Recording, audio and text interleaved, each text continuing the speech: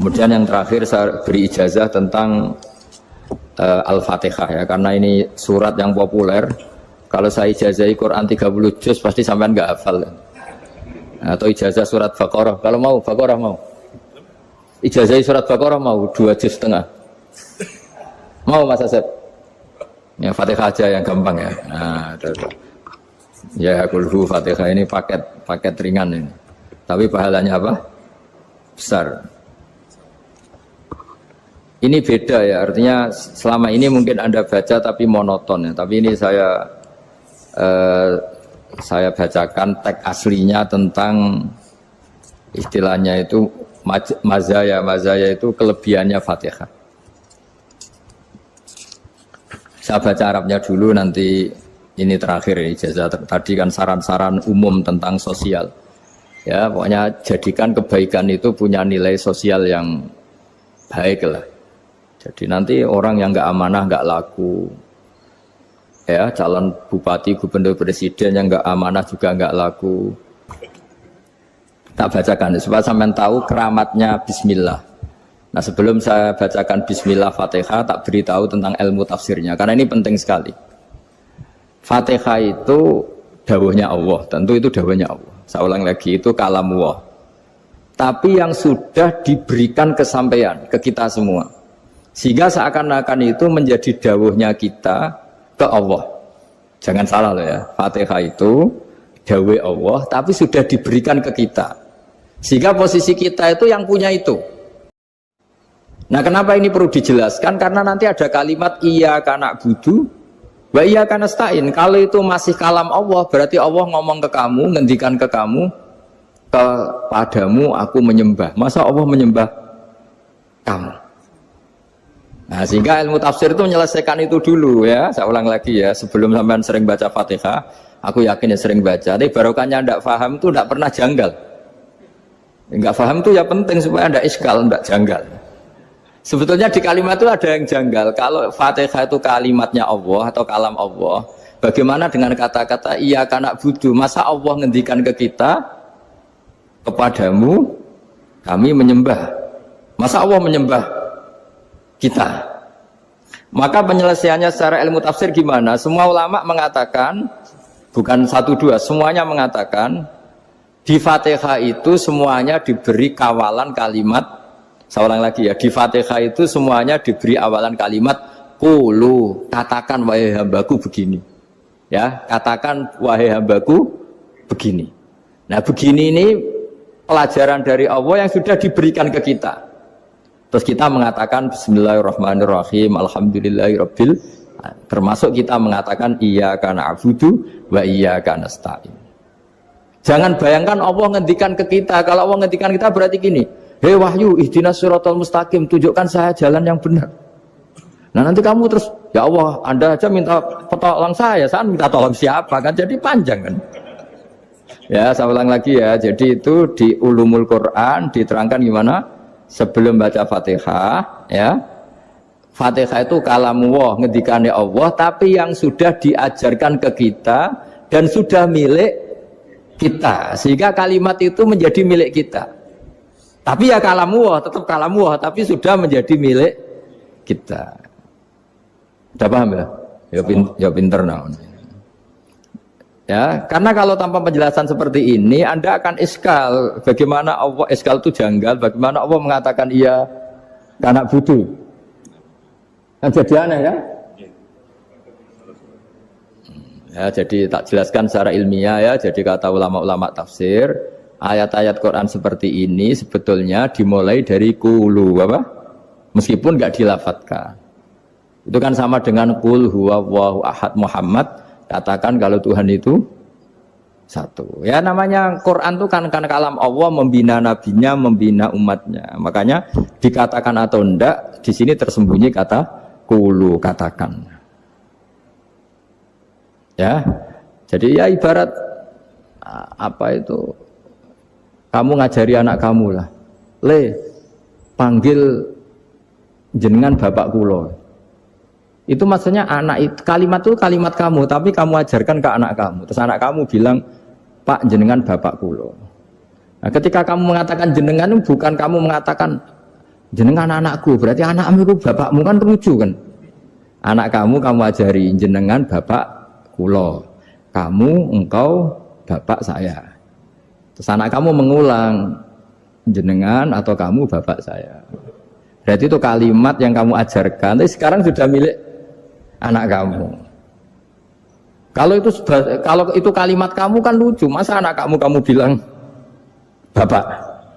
Nah itu seperti itu. Jadi ulama memberi solusi atau jawaban iya karena abudu.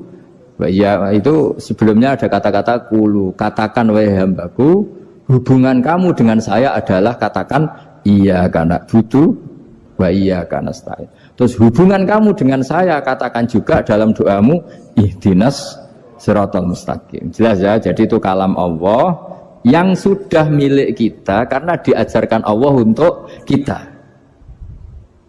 Dong ya? Ya udah dong ya, gak jelas gak.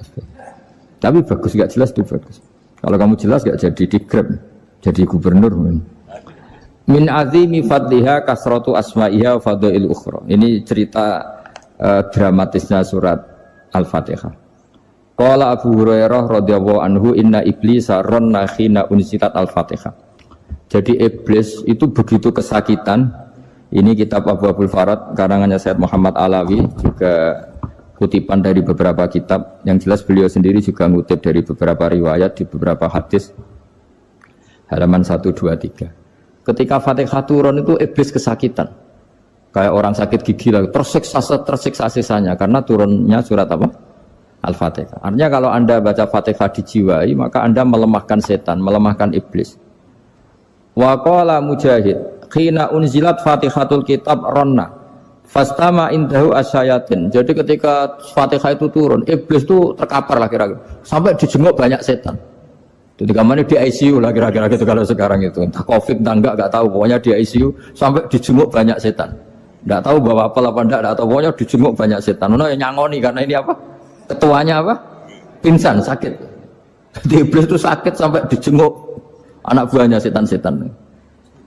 Ya semoga kalian semua tidak kenal setan. Kalau kenal berarti teman apa? Wa qalu misla dzalik wa qala lahum laisa mimma taquluna syai'un walakin unzilat suratun laisa ajru qailiha illa an harrama alaihi nar jahannam.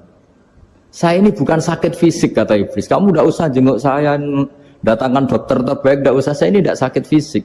Saya ini sakit karena ada surat yang diturunkan, yang pahala yang melafatkan surat itu pasti selamat dari neraka.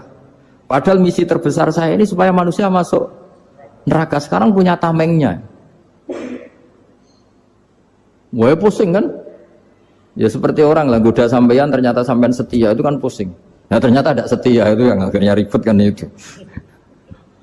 Jadi iblis itu cita-cita terbesarnya kan semua orang itu masuk neraka. Nah sekarang turun satu surat yang gara-gara surat itu siapapun yang baca dijamin selamat dari neraka. Jadi walakin unzilat suratun laisa ajru qailiha illa an harramallahu alaihi nar jahannam. Karena jadi dia shock lah itu. Kalau orang di Jawa itu bilang shock.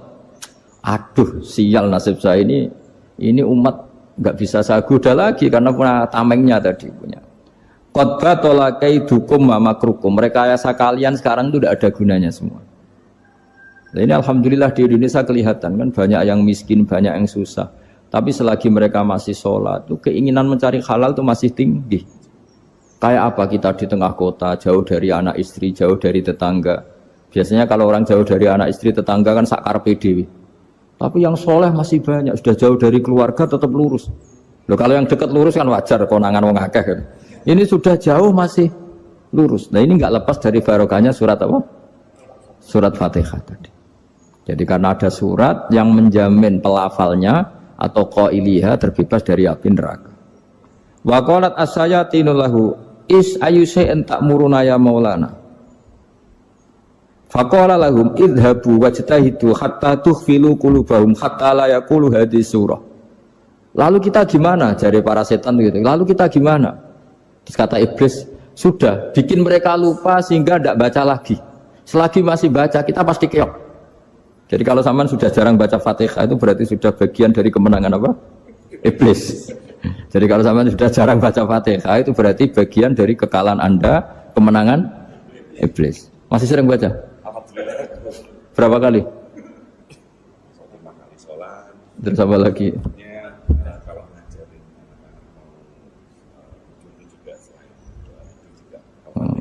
Kok 5 kali tok itu? Berarti pas sholat fardu tok itu? Enggak 5 kali itu mendingan itu 17. Kamu itu ngitungnya jangan 5 ini. 5 waktu itu berarti lumayan kan? Berapa? 17 ya? Ya. 17 ya? Ya. 17, tapi kalau makmum tuh sering separuh kan, apalagi makmum tarawih. Ya kan? Makmum tarawih itu bacanya Fatihah ada yang sempurna enggak ya? Ya enggak lah. Baru alhamdulillahirabbil alamin ruko ikut ruko gitu. Makmum kan yang tarawih teman. Kalau tarawih jarang sempurna ya. Fatihahnya itu. Kan imam sudah ruko. Kamu bacanya Fatihah sampai mana gitu? Baru setengah ya. Ya paling pas tarawih aja kan enggak sempurna ya. Apalagi kalau imamnya sing kilat tuh waduh malah. Nah, ketika Fatihah itu sebegitu keramatnya, sebegitu topnya, itu setan rapat, singkat cerita itu yang tadi dipimpin oleh iblis yang sedang terkapar apa? Terus tali obatnya enggak ada, cuma dia shock karena ada surat yang turun yang melafatkan itu pasti selamat dari apa? Neraka. Nah, ini gimana saran Anda? Terus sarannya adalah bikin orang-orang itu lupa tidak baca Fatihah. Nah, ini rapatnya iblis. Idzabu wajtahidu hatta tufilu qulubahum hatta la yaqulu hadis surah. Kala yuksiru qira'ataha wa la yakunu lahum ajrun wa thawabun bal yakunu lahum adzabun wa iqabun. Jadi saya mohon selama ini Anda sudah baca, tapi mungkin hanya rutin saja. Napa rutin saja? Jadi barokahnya ngaji ini kamu punya kekuatan atau punya semangat membaca karena ini surat yang luar biasa. Ibarat gini, kalau sampean tanya, saya juga sering mikir, masa Gus hanya surat kok punya kekuatan seperti itu? Di dunia ini, kata Allah, mulai Nabi Adam sampai kiamat, nggak ada yang bisa menandingi kekuatan kalimah. Kalimah itu kata-kata. Nggak ada yang bisa menandingi kata-kata. Misalnya Anda nge-grab, berangkat, istri cuek, berangkat cuek. Itu beda dengan ketika meskipun satu kalimat, wes Pak, muga-muga dilindungi pangeran, mugi-mugi jenengan selamat. Itu menjadi teduh dan semangatnya luar biasa karena kayak mendapat support. Jadi kira-kira kalimat itu hubungannya kita dengan Allah, Fatihah itu seperti itu. Kamu melafadzkan satu kata-kata yang dibenarkan langit bumi, dibenarkan aras, dibenarkan malaikat, dibenarkan semua penghuni di dunia ini. Sehingga itu efeknya luar biasa. Itu seperti gini ya, kamu cerai sama istri, terus nikah lagi katut babon. 10 tahun anak kamu dididik, ibunya benci kamu dan memang Anda layak dibenci.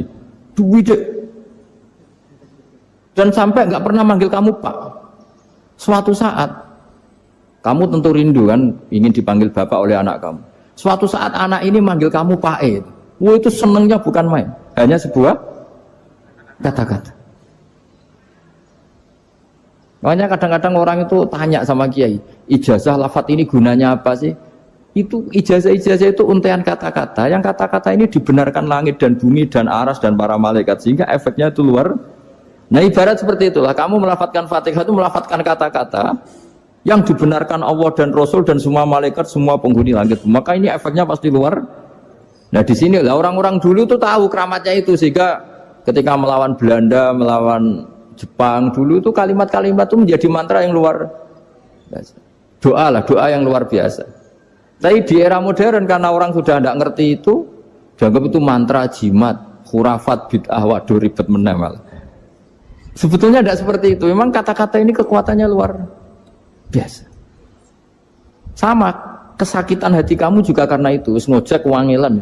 Lha Pak di bojo kok kowe gagahe tok kere. Wah, iku seling terus mesti. Padahal kalimat itu kan tidak melukai secara fisik, tapi apa kerjanya sesuk sarasa-rasen.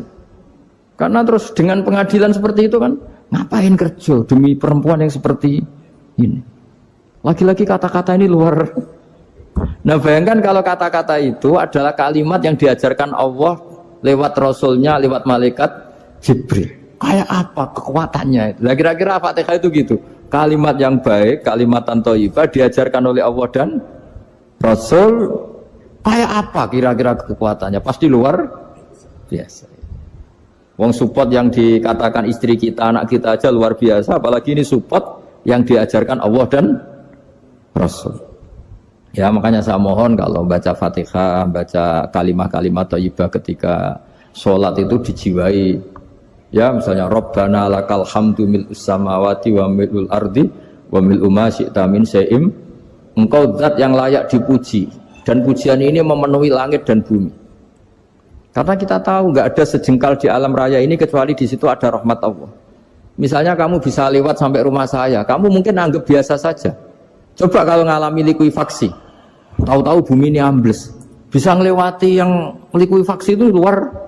Tanyakan orang pernah ngalami likuifaksi di Sulawesi, itu melihat bumi bisa diinjak gak ambles itu, wah luar. Nah, sama nggak ngalami itu sehingga lewat bumi ya biasa aja. Coba kalau ngalami seperti tidur, ya biasa aja. Coba kalau ada gempa, bahwa bumi tenang ini sudah nikmat yang luar biasa. Masa kamu ngakui nikmat nunggu digituin? Ya kan? Nah, makanya baca Fatihah dijiwai lah, bahwa ini kalimat yang luar biasa. Nah, saya teruskan. Warwa Muslimun fi sahihihi an Ibnu Abbas radhiyallahu anhuma annahu qala bainama Jibril alaihi salam qaidun dan Nabi sami anaqidan min fawqih farafa'a ra'sahu faqala hadza babun minas sama futihal yawma lam yuftaqadhu ilal yaum fanazala minhu malakun faqala hadza malakun nazala ilal ardi wa lam yanzil qattu ilal yauma fasallim waqal absyir binuraini qad uti tahuma lam yu'tahuma nabiyyun qablak Fatihatul kitab wa khawatimu suratil Baqarah. Jadi suatu saat Jibril ini jagongan kira-kira gitu sama Rasulullah. Tahu-tahu langit itu gemuruh. Langit gemuruh kata Jibril, terus semuanya ngangkat kepala ke langit. Ini pintu langit baru ini dibuka, yang sebelumnya tidak pernah dibuka seperti ini. Turunlah malaikat, yang malaikat ini pun malaikat spesial, yang nggak malaikat murahan lah kira-kira gitu, yang nggak pernah turun ke bumi kecuali juga saat itu. Dengan penyambutan yang luar biasa, dengan semuanya tidak pernah terjadi. Hanya karena bahwa surat Fatihah. Jadi ini surat yang luar biasa, pengawalannya lewat malaikat yang spesial, nggak pernah turun di bumi kecuali saat itu. Penyambutannya juga nggak pernah seperti itu, baru seperti itu. Jadi semuanya itu spesial. Nah, kenapa ini spesial? Karena di situ ada isi puja-puji kepada Allah Subhanahu wa Ta'ala. Ada ikrar kita, alhamdulillahirabbil alamin, arrahmanir rahim. Ikrar ini penting. Kalau contoh paling gampang gitulah. Kamu punya istri selama ini cerewet terus. Suatu saat ngomong, "Pak, tak angen-angen ra ono wong lanang koyo sampeyan." Wah, itu langsung tidak ada lelaki sebaik engkau. Itu sama senengnya, masya Allah. Karena ada ikrar dari seorang istri ke kamu. Nah, bayangkan kalau ikrar kita sebagai hamba diakui oleh Allah Subhanahu, maka ikrar ini akan dicatat sebagai kebaikan kita yang kita panen nanti di akhirat. Karena ada ikrar. Kita ikrar bahwa alhamdulillahirabbil alamin, kita ikrar ar-rahmanir rahim, kita ikrar maliki yaumiddin, kita ikrar iyyaka na'budu wa iyyaka nasta'in. Sampean misalnya jadi orang Indonesia, ketemu orang Indonesia yang makmur di Jerman, terus lupa Indonesia. Kamu orang Indonesia? Enggak, saya enggak orang Indonesia. Mangkel gak kira-kira? Mangkel. Karena salah ikrar kan gitu. Ya, jadi saya mohon jangan anggap kalimat itu hal yang biasa, tapi luar biasa. Nggih, ngoten mawon. Assalamualaikum warahmatullahi wabarakatuh.